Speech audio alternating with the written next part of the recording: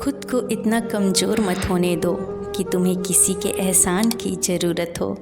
लूट लेते हैं अपने ही, वरना गैरों को कहाँ पता इस दिल की दीवार कहाँ से कमज़ोर है। बारिश की बूंदें भले ही छोटी हों, लेकिन उनका लगातार बरसना बड़ी नदियों का बहाव बन जाता है। वैसे ही हमारे छोटे छोटे प्रयास भी ज़िंदगी में बड़ा परिवर्तन ला सकते हैं।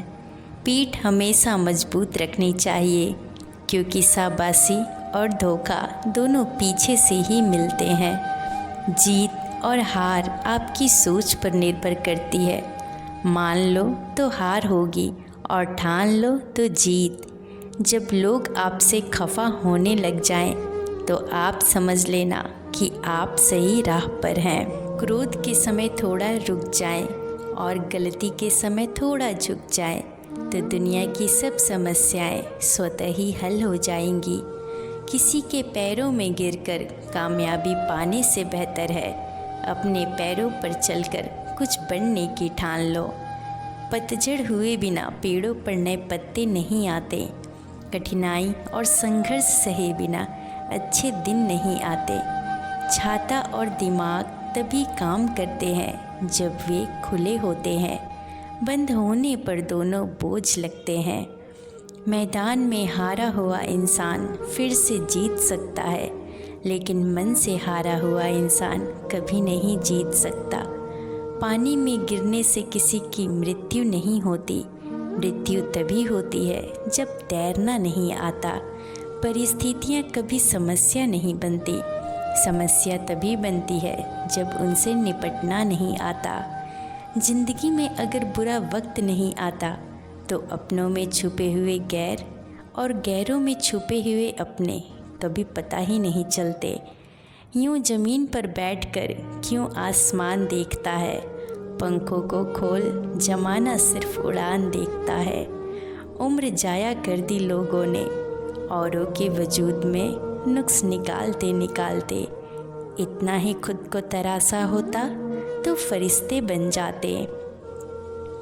शुरुआत करने के लिए महान होने की ज़रूरत नहीं है, लेकिन महान होने के लिए शुरुआत की ज़रूरत है। ठोकर वही शख्स खाता है जो रास्ते का पत्थर नहीं उठाता।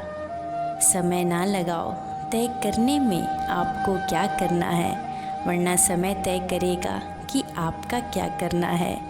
धैर्य कड़वा है, लेकिन इसका फल मीठा होता है। आधे रास्ते को मंजिल न समझे। जंगल के किनारे एक छोटा सा गांव था। जंगल में जंगली जानवरों की बहुतायत थी, इसीलिए गांव के लोगों को पेड़ पर चढ़ने का ज्ञान नहीं होना अति आवश्यक था, ताकि जंगली जानवरों से सामना होने पर वे पेड़ पर चढ़कर अपनी जान बचा सके। जो लोग जंगल में लकड़ियां काटने जाते थे, उनके जंगली जानवरों से 2-4 होने की अधिक संभावना थी, इसीलिए वे लोग पेड़ पर चढ़ना अवश्य सीखते थे। उस गांव में एक बुजुर्ग सज्जन रहा करते थे। सब लोग उन्हें बाबा बुलाते थे। वे पेड़ पर चढ़ने की विद्या में माहिर थे और लोगों को पेड़ पर चढ़ने का प्रशिक्षण दिया करते थे। गांव के अधिकांश लोग उनसे ही प्रशिक्षण प्राप्त करने जाया करते थे।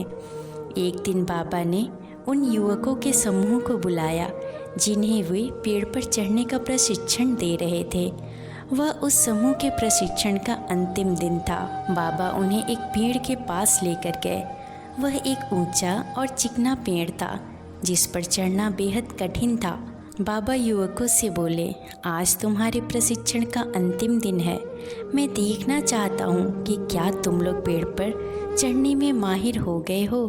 इसीलिए मैं तुम्हें इस चिकने और ऊंचे पेड़ पर चढ़ने की चुनौती दे रहा हूँ। यदि तुम सब इस पेड़ पर चढ़ने में सफल रहते हो, तो दुनिया के किसी भी पेड़ पर आसानी से चढ़ सकते हो। बाबा की बात सुनकर सभी युवक उत्साहित हो गए। वे पेड़ पर चढ़ने के लिए एक पंक्ति में खड़े हो गए। सबसे पहला युवक पेड़ पर चढ़ने लगा।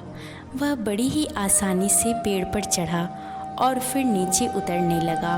उतरते समय जब वह आधे रास्ते में था, तब बाबा बोले, सावधान, आराम से संभल कर उतरो, कोई जल्दी नहीं है। उस युवक ने वैसा ही किया। वह आराम से सावधानी से नीचे उतरा। उसके बाद एक एक कर सारे युवक पेड़ पर चढ़ने लगे। जब वे पेड़ पर चढ़ते तब तो बाबा उन्हें कुछ नहीं कहते, लेकिन जब वे पेड़ से उतरते, आधे रास्ते पर होते या बस नीचे पहुंचने वाले होते, तो बाबा कहते, सुनो, आराम से, थोड़ा संभल कर और पूरी सावधानी से उतरो, किसी प्रकार की कोई जल्दी नहीं है। सभी युवकों ने बाबा की बात मानी और पेड़ पर चढ़कर नीचे उतरने में सफल हुए। सब बड़े खुश थे, लेकिन एक बात उन्हें खटक रही थी और वह यह थी कि बाबा ने उन्हें पेड़ से उतरते समय ही सावधान रहने को क्यों कहा, पेड़ पर चढ़ते समय क्यों नहीं।